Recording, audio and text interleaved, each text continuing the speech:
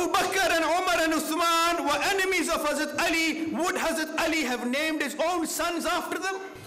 کہ دل و مسجد ہیں دونوں گھر خدا کے، مگر فرق ہے اتنا کہ یہ تعمیر ہے تیری اور وہ تعمیر ہے اس کی. Islam was born into challenges. ذالک الکتاب لا ریب فیہ، اللہ فرماتے ہیں میں نے قسمیں اٹھا کر کہا کہ یہ کتاب سچی ہے جو تمہاری جھولی میں ہے. جو اللہ کا حکم آ جائے تو وہاں ایک مسلمان کا کام یہ ہے کہ بس یہ اللہ کا حکم ہے، میری سمجھ میں آئے یا نہ آئے، ہر حال میں اس کے اوپر عمل کرنے کا پابند ہوں.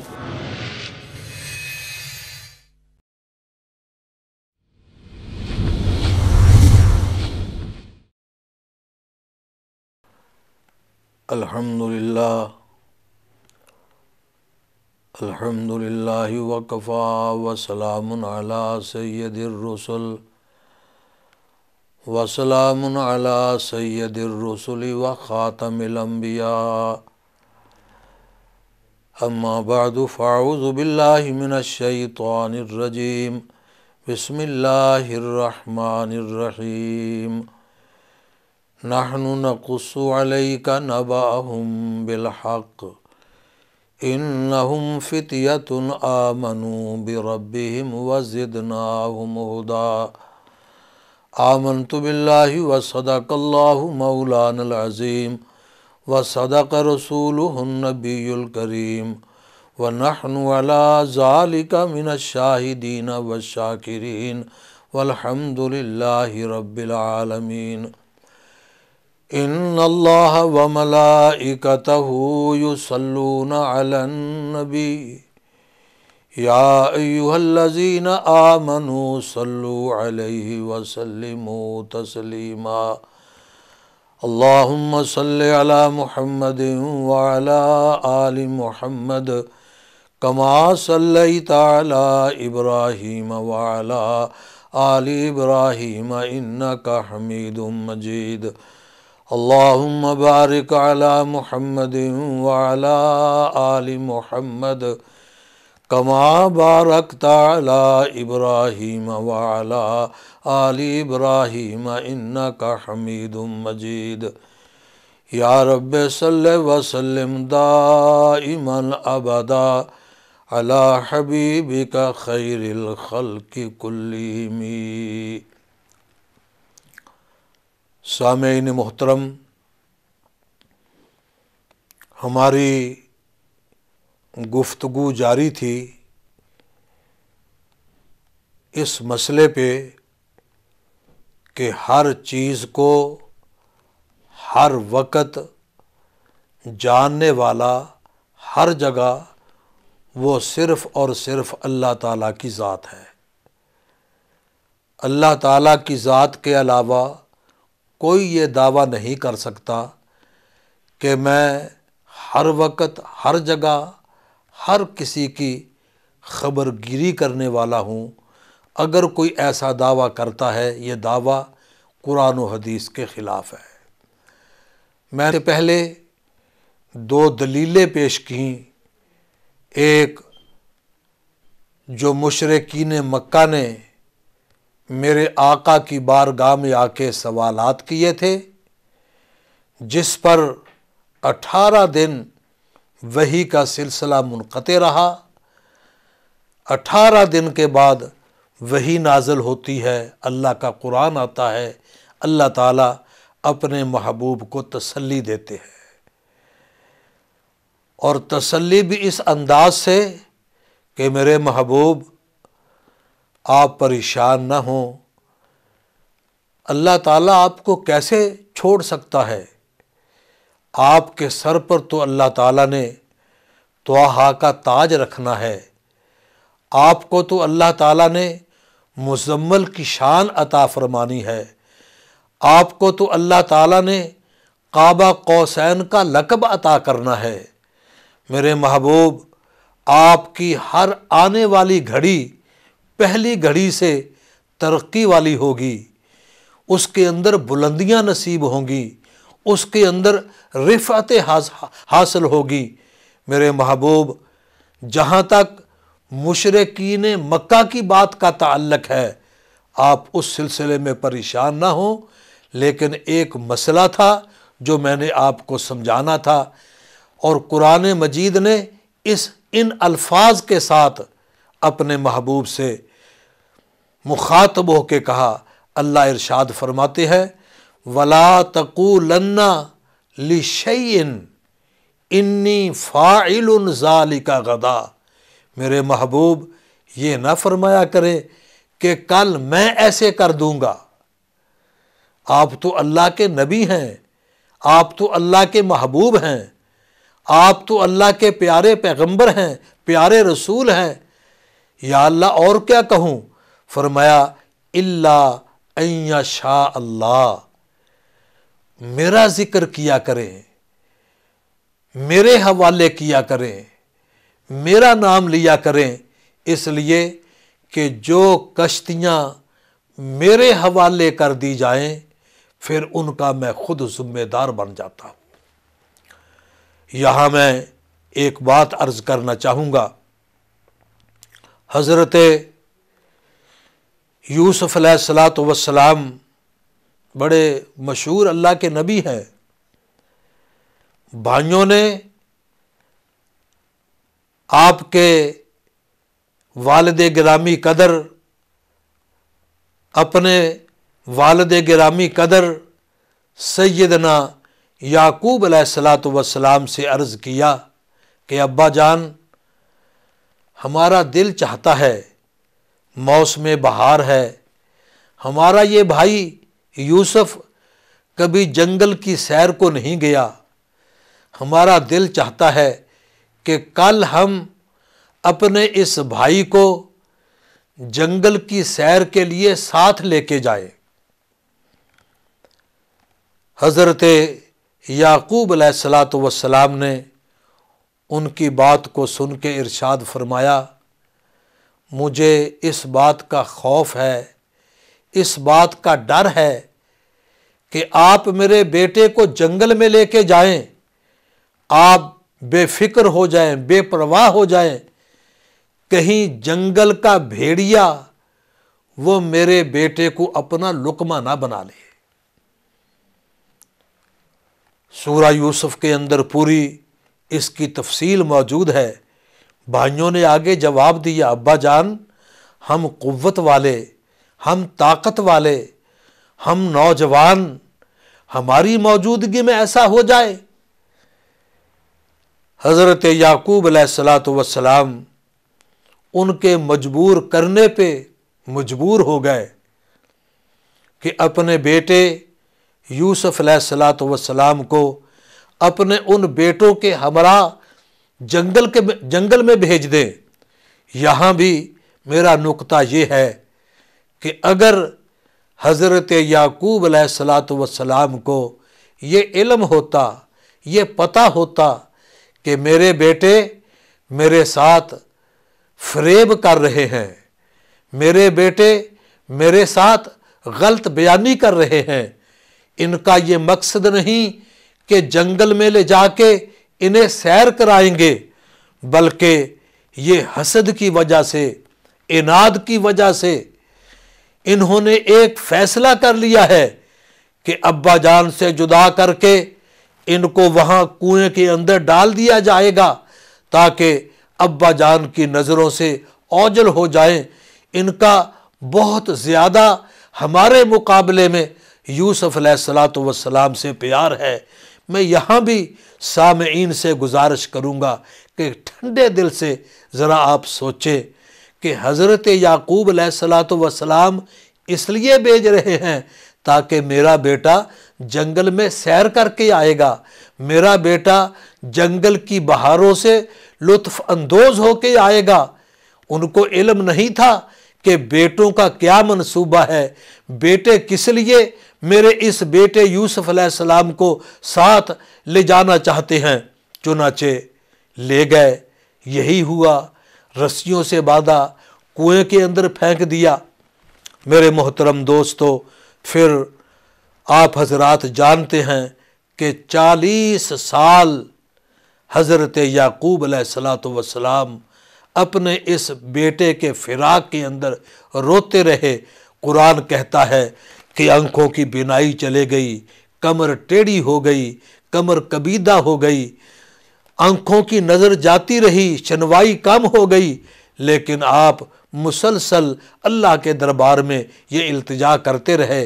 तो मेरे मोहतरम दोस्तों, ये भी इस बात की दलील है कि अल्लाह ताला की ज़ात के अलावा कोई दूसरा हर वक्त, हर जगह, हर किसी की जानने वाला नहीं है। जो बात मैं अर्ज़ करना चाहता हूँ कि हज़रत याकूब अलैहिस्सलातु वस्सलाम ने जब बेटों के हवाले किया और ये फरमाया कि जब तक ये नहीं आएगा मैं परेशान हूँगा, गांव से बाहर आ गए। बाहर आके जहाँ लोग क़याम करते थे, बाहर के लोग आके जहाँ ठहरते थे, बहुत बड़ा दरख्त था, वहाँ आके अपने बेटे को अलविदा करते हैं और ये कहा कि मैं अपना बेटा तुम्हारे हवाले करता हूँ, इसे जल्दी वापस लेके आना, मुझे सुकून नहीं मिलेगा, मुझे करार नहीं मिलेगा।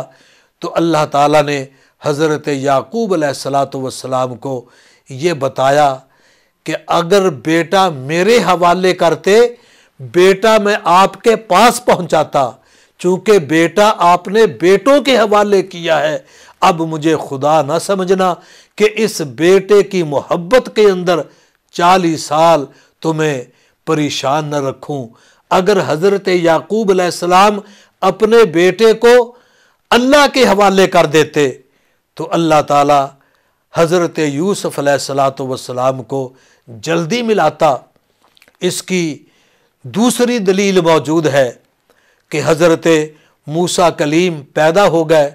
फ़िरऔन ने चाहा कि ना पैदा हो, लेकिन जो अल्लाह ताला चाहता है वही होता है। फ़आलुल लिमा युरीद, हर चीज़ जो वो चाहता है, इरादा करता है, वो हो जाती है। इसलिए कि वो जो चाहे तो कतरे को समंदर कर दे, और वो जो चाहे तो यतीमों को पैगंबर कर दे। वो जो चाहे, मालिक है, मर्जी उसकी। तो पैदा हो गए। माँ परेशान है कि इतना हसीन अल्लाह ने बच्चा दिया, अब फ़िरऔन की फ़ौजें आएंगी, मेरे बेटे को ज़िबा किया जाएगा मेरी आंखों के सामने। तो अल्लाह तबारक व तआला ने हज़रत मूसा कलीम की वालदा के दिल पे इल्क़ा किया कि अपने बेटे को संदूक के अंदर बंद करके ये जो दरिया नील जा रहा है इसकी मौजों के हवाले कर दो। चुनाचे हज़रत मूसा कलीम की वालदा अपने बेटे को संदूक के अंदर बंद करके जब मौजों की हवाले करती हैं तो अल्लाह ताला के हवाले करती हैं, अपने बेटों को खुदा के सुपुर्द करती हैं। अल्लाह फरमाते हैं, ऐ मेरे नबी की वालदा फ़िक्र न कर, तूने बेटा मेरे हवाले किया, मैं फ़िरऔन के महल्लात से ये बेटा तेरी गोद के अंदर पहुंचाऊंगा। तो मेरे मोहतरम दोस्तों, अल्लाह तबारक व तआला हर चीज़ पे कुदरत रखने वाला है। अल्लाह ताला हर चीज़ का इख्तियार रखने वाला है। अल्लाह के मुकाबले में किसी का इख्तियार नहीं है, वही मुख्तार कुल है। जैसे वो आलिमुल गैब है, इसी तरह वही मुख्तार कुल है। तो मैं अर्ज़ ये कर रहा था कि कुरान मजीद की इस आयत करीमा के अंदर हुजूर सरवर कायनात सल्लल्लाहु ताला अलैहि वसल्लम को अल्लाह तबारक व तआला ने वही नाज़िल फरमा के जो उनके सवालात थे उनके जवाबात दिए। जब तक अल्लाह ताला की वही नहीं आई, जब तक जिब्रील आपकी बारगाह में हाजिर नहीं हुए, जब तक जिब्रील अल्लाह का कुरान लेके मेरे आका की बारगाह के अंदर हाजिर नहीं हुआ, हुजूर सरवर कायनात सल्लल्लाहु ताला अलैहि वसल्लम को इसका पता न चल सका। तो चुनाचे कुरान मजीद आता है और ये कुरान मजीद की जो आयत करीमा मैंने पढ़ी है तो अल्लाह तबारक व तआला ये अपने पैगंबर के सामने पेश करता है। चुनाचे ये 15वां पारा है, सूरा कहफ है और दूसरा रुकू है। अल्लाह तबारक व तआला उन सवालों का जवाब देता है जो मुशरिकीन मक्का ने आपसे सवालात किए थे। जैसा अहादीस के अंदर आता है कि आपने मेराज से वापस आके ऐलान फरमाया कि मैं मेराज पे गया था। पहले मैं बैतुल मक़दस में गया और उसके बाद अल्लाह ताला मुझे आसमानों पे ले गया, मैं सैर करके आया हूँ। तो उन्होंने हुजूर सरवर कायनात सल्लल्लाहु ताला अलैहि वसल्लम से सवाल किया कि अगर आप बैतुल मक़दस में गए हैं या बैतुल मुक़द्दस में गए हैं तो आप उस मस्जिद के सतून बताएं कितने हैं। अब आपका दावा यह था कि मैं वहाँ गया हूँ, मुझे अल्लाह ताला ने सैर कराई है। उन्होंने सवाल ऐसा कर दिया। हुजूर सरवर कायनात सल्लल्लाहु ताला अलैहि वसल्लम फरमाते हैं, मैं कभी इतना परेशान नहीं हुआ जब मैं उनके इस सवाल पर परेशान हुआ हूँ कि उन्होंने सवाल कर दिया कि सतून बताओ कितने हैं। अब मैंने तो सतूनों को शुमार नहीं किया था, अगर नहीं बताता मेरा दावा झूठा साबित होता है, मेरे मिराज पे हर्फ उठता है। चुनाचे हुजूर अलैहिस्सलातु वस्सलाम फरमाते हैं, जब मैं परेशान हुआ, मुस्तरिब हुआ, इसलिए कि मुझे तो इल्म नहीं था, न मैं उस बैतुल मक़दस को देख रहा था। यह भी इस बात की दलील है कि अगर आपके सामने बैतुल मक़दस होता, आप हर जगह मौजूद होते, तो आप गिनकर बता देते कि हाँ इतने हैं। तो हर जगह मौजूद होना ये भी अल्लाह ताला की ज़ात की सिफत है। जैसे आलिमुल गैब होना ये अल्लाह की सिफत है, इसी तरह हर जगह मौजूद होना यह भी अल्लाह की सिफत है। अगर आप हर जगह मौजूद होते तो गिनकर बता देते।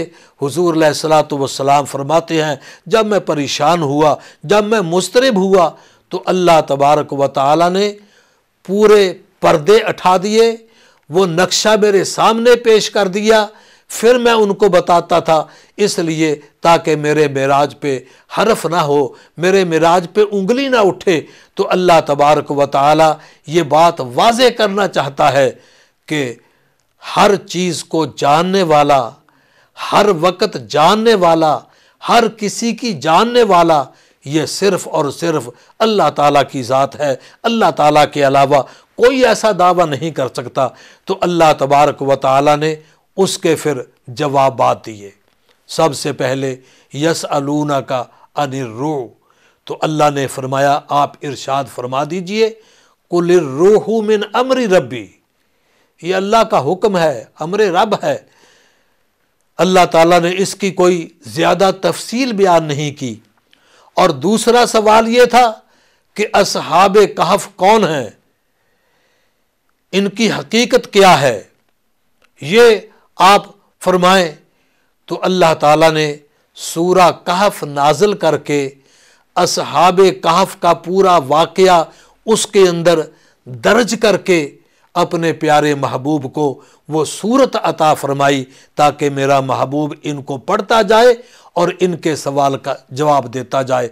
चुनाचे अल्लाह ताला ने इस अल्फाज से इस बात का आगाज़ किया कि नहनु नकुस्सु अलैका नबअहुम बिल हक़, ऐ मेरे महबूब हम आपके सामने एक बड़ा सच्चा वाक़या, बड़ा पक्का वाक़या वो आपके सामने बयान करते हैं।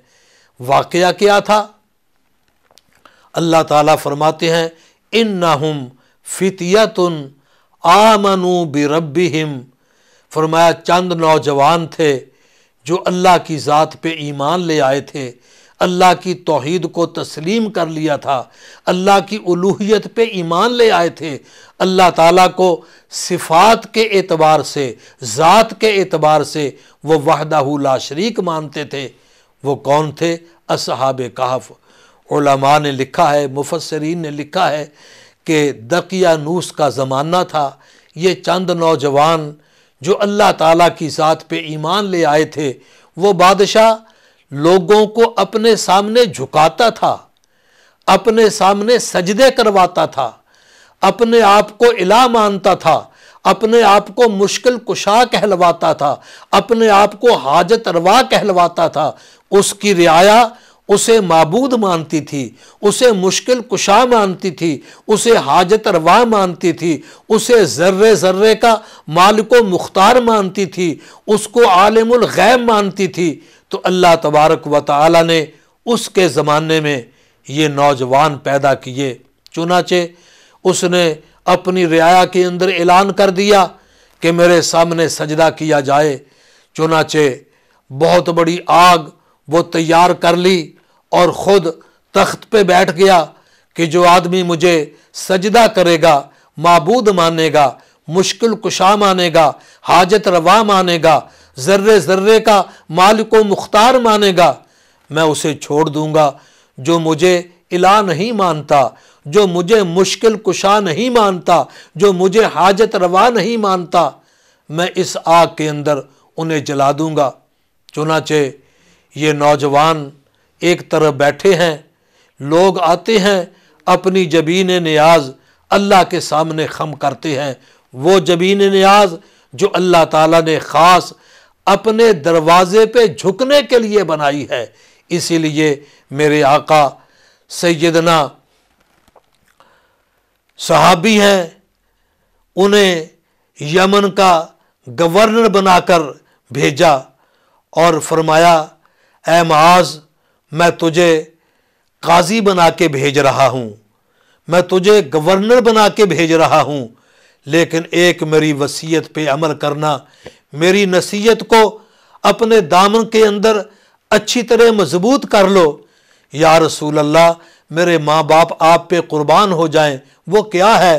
آپ نے فرمایا معاذ، یاد رکھنا، ان قتلتا، اگر تیرے جسم کے ٹکڑے ٹکڑے کر دیے جائیں، تجھے قتل کر دیا جائے، او حرکتا، یا تجھے آگ کے اندر ڈال دیا جائے، آگ میں جلا دیا جائے، تیرے جسم کی راکھ بنا دی جائے، فرمایا معاذ اپنے آپ کو ٹکڑے ٹکڑے کروا لینا، یہ برداشت کر لینا، اپنے آپ کو آگ کے اندر جلانا یہ برداشت کر لینا، لیکن فرمایا معاذ لا تشرک باللہ، اللہ تعالیٰ کی ذات کے ساتھ کسی کو شریک نہ کرنا۔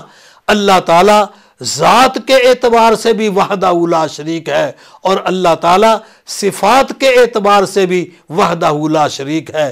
وہ بادشاہ سجدے کرواتا ہے، یہ ایک طرف بیٹھے ہیں، نظارہ دیکھتے ہیں، بادشاہ بھی ان کی طرف غور سے دیکھتا ہے کہ صبح سے شام ہو گئی، ساری رعایا سجدہ کر کے چلے گئی، یہ سجدہ نہیں کرتے۔ انہوں نے ان کو بلا کے پوچھا کہ بھئی سب نے مجھے سجدہ کیا، تم نے سجدہ کیوں نہیں کیا؟ تو اللہ تعالیٰ ان کی بات بیان کرتے ہیں، فرمایا انہم فتیۃ آمنوا بربہم وزدناہم ہدی۔ اللہ فرماتے ہیں چند نوجوان جن کو میں نے ایمان کی دولت عطا فرمائی تھی، جن کے میں نے دامن ایمان سے بھر دیے تھے، اور جن کا ایمان اتنا مضبوط تھا کہ وہ بادشاہ کے سامنے گھبراتے نہیں ہیں، پریشان نہیں ہوتے، جب وہ سوال کرتے ہیں تو وہ کھل کر کہتے ہیں اذ قاموا، جب وہ بادشاہ کے سامنے کھڑے تھے، وہ سوال کرتا ہے مجھے سجدہ کیوں نہیں کیا، مجھے عالم الغیب کیوں نہیں مانتے، مجھے مشکل کشا کیوں نہیں مانتے، مجھے حاجت روا کیوں نہیں مانتے، تو وہ کہتے ہیں ربنا ورب السماوات والارض، بادشاہ ہمارا رب تو وہ ہے جو آسمانوں کو بنانے والا ہے، جو زمین کو بنانے والا ہے، جو کائنات کے ذرے ذرے کا مالک ہے، اس کے سوا ہماری جبین نیاز کٹ سکتی ہے، لیکن اللہ تعالیٰ کے دربار کے علاوہ کسی اور آستانے پہ جھک نہیں سکتی۔ تو اللہ تبارک و تعالیٰ ان کا پورا تفصیل سے واقعہ بیان کرتا ہے اور اپنے محبوب کو اس واقعہ کی اطلاع دیتا ہے، میرے محبوب یہ قرآن ہے، آپ قرآن پڑھتے جائیں، قرآن کی تلاوت کرتے جائیں، اور ان مشرکین مکہ کو ان کے سوال کا جواب دیتے چلے جائیں۔ چنانچہ اللہ تعالیٰ نے پہلا جواب سورہ بنی اسرائیل کے اندر دیا جو روح کے بارے میں انہوں نے سوال کیا تھا، اور دوسرا سوال جو انہوں نے کیا تھا اس کا جواب سورہ کہف کے اندر عطا کیا، جو پورا واقعہ اصحاب کہف کے بارے میں اللہ تعالیٰ نے اس صورت کے اندر جو اللہ تعالیٰ نے نازل فرمایا۔ اور تیسرا سوال تھا ذوالقرنین کے بارے میں، اس کا بھی جواب اللہ تعالیٰ نے اسی صورت کے اندر دیا، جو 16ویں سپارے کا دوسرا رکوع ہے۔ پورا رکوع اللہ تعالیٰ نے ذوالقرنین کے بارے میں نازل فرمایا، اس کی پوری تفصیل بیان کی، اس کی بادشاہت کو بیان کیا۔ اللہ تعالیٰ نے اس طرح اپنے محبوب کے وہ جو سوالات تھے جو کیے گئے تھے ان کا اللہ تعالیٰ نے جواب دیا۔ تو میرے محترم دوستو، میں عرض یہ کرنا چاہتا ہوں، یہ باتیں اس بات کی دلیل ہیں کہ اگر میرے آقا ہر چیز کو جاننے والے ہوتے، اگر میرے آقا ہر چیز کا علم رکھنے والے ہوتے، عالم الغیب ہوتے، تو آپ پریشان نہ ہوتے، آپ مضطرب نہ ہوتے، آپ اس پر کوئی پریشانی کا اظہار نہ کرتے، بلکہ جب سوال کیا تھا، سوالات کیے تھے، فوراً جواب دے دیتے۔ تو آپ کا فوراً جواب نہ دینا، 18 دن وحی کا سلسلہ منقطع رہنا، اور 18 دن کے بعد پھر وحی کا نازل ہونا، پھر اللہ تعالیٰ نے اپنا جو قرآن نازل کیا، ان سوالات کے جو جوابات نازل کیے، یہ اس بات کی بہت بڑی دلیل ہے کہ اللہ تعالیٰ کے علاوہ، اللہ تعالیٰ کی ذات کے علاوہ کوئی دوسرا عالم الغیب نہیں ہے۔ میں اس سے بڑھ کے ان حضرات کی کتاب سے جن کا یہ عقیدہ اور نظریہ ہے، ملفوظات ہیں، ان کے بہت بڑے عالم ہیں مولانا احمد رضا خان صاحب، میں عزت سے نام لیتا ہوں اس لیے کہ میرے اکابرین نے ہمیں ادب سکھایا ہے، احترام سکھایا ہے، لیکن جہاں تک عقیدے کا مسئلہ ہے اس پر کوئی ہم کسی سے سلو کرنے کے لیے تیار نہیں۔ ان کے ملفوظات ہیں، اگر وہ ان کے ملفوظات پڑھ لیتے تو کبھی بھی یہ عقیدہ نہ رکھتے۔ انہوں نے ایک بات لکھی ہے کہ حضور علیہ الصلوۃ والسلام کی بارگاہ کے اندر حضرت جبریل نے آنے کا وعدہ کیا، وہ وقت آ گیا، جبریل نہ آئے، آپ پریشان ہو گئے، اپنے حجرہ انور سے نکل کے باہر آئے تو دیکھا جبریل موجود ہیں۔ آپ نے پوچھا جبریل آپ نے وعدہ کیا تھا کیوں نہیں آئے؟ تو جبریل نے عرض کیا حضور جس گھر میں کتا یا تصویر ہو ہم اس گھر میں آیا نہیں کرتے۔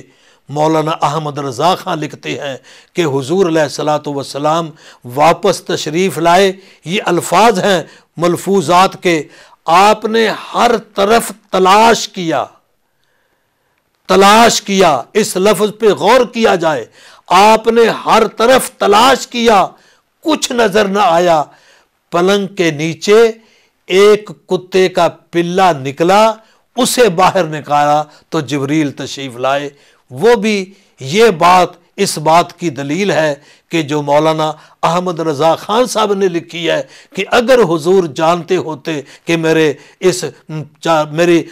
میری چارپائی کے نیچے کتے کا پلہ پہلے نکال دیتے۔ میرے محترم دوستو، یہ عقیدہ کتاب و سنت کا ہے، یہ عقیدہ صحابہ اکرام کا ہے، یہ عقیدہ تابعین کا ہے، یہ عقیدہ ائمہ کرام کا ہے، یہ عقیدہ امام اولیاء امام ربانی شیخ عبد القادر جیلانی رحمۃ اللہ علیہ، یہ ان کا ہے، اولیاء اللہ کا ہے۔ اللہ تعالی ہمیں اس عقیدے پہ استقامت عطا فرمائے، کتاب و سنت والا ہمیں اللہ تعالی عقیدہ نصیب فرمائے، اسی پر اللہ تعالی ہمیں موت نصیب فرمائے۔ وآخر دعوانا ان الحمد للہ رب العالمین۔